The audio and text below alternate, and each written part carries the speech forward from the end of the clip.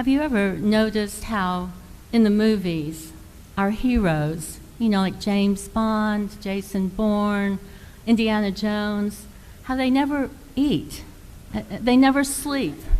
They go from one action adventure to the next, non-stop for days without ever stopping for a meal. I mean, have you ever seen James Bond eat a meal? I mean, not even a protein bar on the go. He drinks, yes, but it's one of those shaken, not stirred drinks. Sometimes you see him in bed, but he's definitely not getting any sleep. I point this out to Billy, and he says, Callie, it's a movie. Yeah, I know, but still. Well, not so with my greatest hero of all time, Jesus.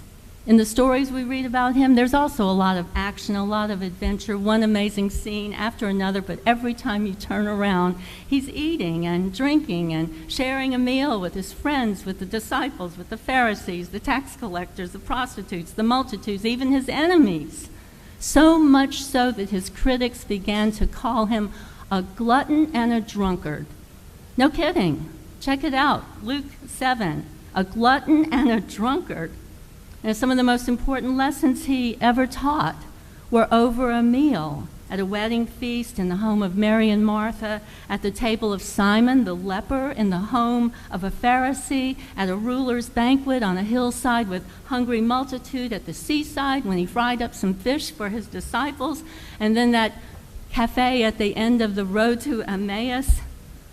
And think about all the food he talked about in his stories: fish, feasts, bread, leaven, figs, fatted calves, at parties and banquets. I'm getting hungry just thinking about it.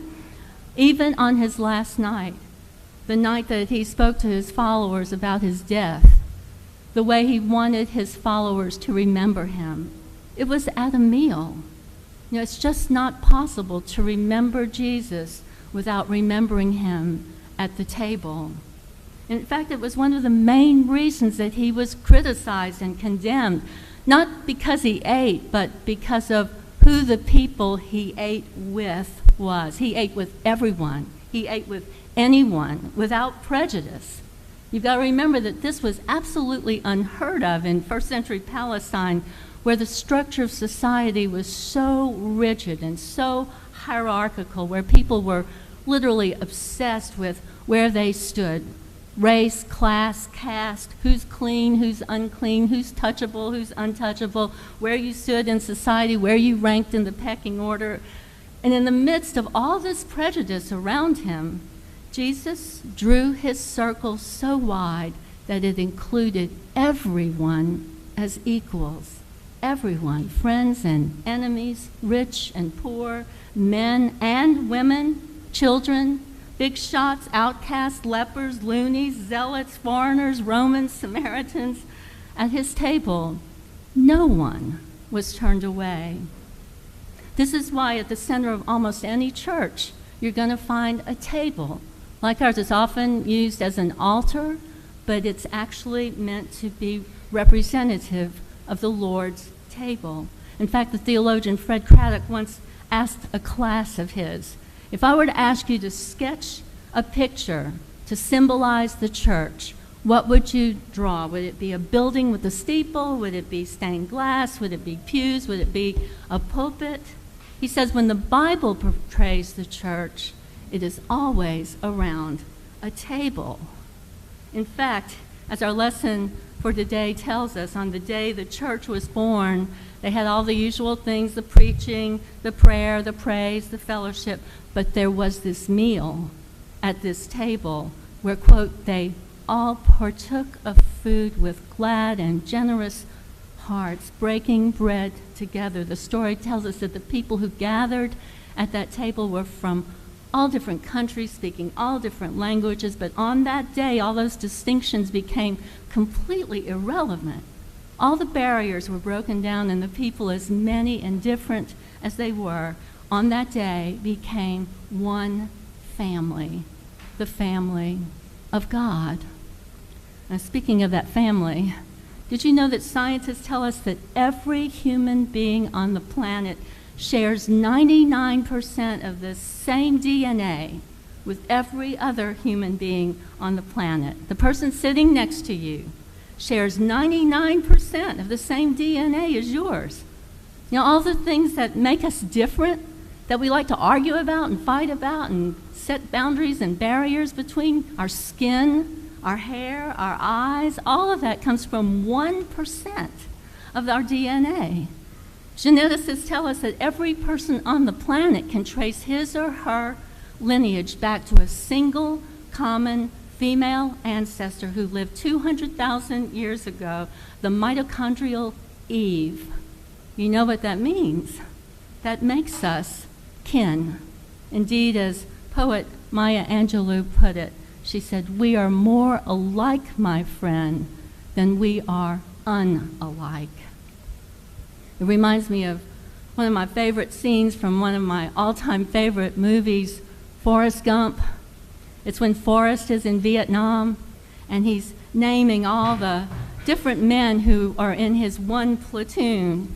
He says, "Now I don't know much about anything, but I think some of America's best young men served in this war. There was Dallas, he was from Phoenix. There was Cleveland, he was from Detroit. And Tex, well, I don't remember where Tex come from." I'm thinking Tex probably came from New Orleans. But so it is with all of us. No matter what your past has been, no matter where you're from, we are connected. We are one. We are family. You know, in the Methodist Church, we like to say that we have open hearts, open minds, open doors. At last, we really do have open doors. But we also have an open table. It's one of the reasons I've always loved being Methodist, because, and this is not so common, really, in the Methodist Church, all are invited to come to the table. Grown-ups and children, divorced, widows, single, married, gay, straight, believers, doubters, seekers, sinners, no one is disqualified. I remember visiting a church once on a day when the Lord's Supper was being served, and it was great to be sitting in the pew for a change, but I noticed in the bulletin an insert that had listed all the rules and regulations about who could come to the table and who was not allowed to commune. You couldn't be divorced, you had to be baptized, you had to be confirmed, you had to be a member of that congregation. You couldn't have been married in a civil ceremony. You couldn't be guilty of having committed a sin for which you'd not made amends. And the list went on and on. I mean, I was disqualified for a number of reasons. I, who served communion every Sunday on any other day of month of the year. Only elite few of the perfect people were allowed to come. Think about how different it was at that Last Supper where Jesus shared a meal with the same people who he knew would betray him, would deny him, would abandon him in the hour of his greatest need, and yet not one of them was disqualified. In fact, the Gospel of John tells us, quote, "He loved them to the end." To the end. You know, I heard about a study in which people were polled about what were their most favorite words to hear, the words they longed to hear. At the conclusion of the study, the top 3 things were: 1, I love you; 2, I forgive you; and 3, come to the table. I thought when I read that, that's what the Lord's Supper is about. It's about you are loved, you are forgiven. Come to the table. You know, this is how it all got started. In the early church, first century worship was always at a meal. It was called the agape feast. People would bring food every week, lay it on the table. Those who were poor, who could not afford to bring anything to the table, were not shamed in that way. And yet everyone could feast together, side by side. Rich and poor, slave and free, male and female, young and old, Jew and Gentile, foreigners. Sociologists say that human history had never before seen such a community as that first century Christian community. It was nothing less than revolutionary. And it all began at a table. And do you know what the modern descendant of the agape feast is? Anybody dare to guess? It's the church potluck dinner. Like last Sunday's. It's communion too. Think about it. Now, you've no doubt heard the story about the first grade teacher who invited the children to each bring to class the following day a symbol of their religion. Well, the next day she asked if anybody had brought something, and little Isaac raised his hand. He said, "I'm Jewish, and I brought a Star of David." Little Mary raised her hand. She said, "I'm Catholic, and I brought my rosary."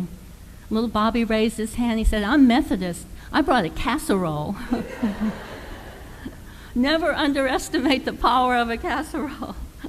Well, we Methodists know all about casseroles. I mean, did you think our potluck last Sunday, or our Joy Club feast on Wednesday, or the Methodist men's breakfast next Sunday is just for fun? Just, a diversion from our real mission? Wrong. This is our mission. This is how church happens, at the table, at an open table, where all are welcome, where no one is turned away, breaking bread, sharing the cup, remembering Him. Remember Him with glad and generous hearts. In the name of the Father, and of the Son, and of the Holy Spirit. Our hymn.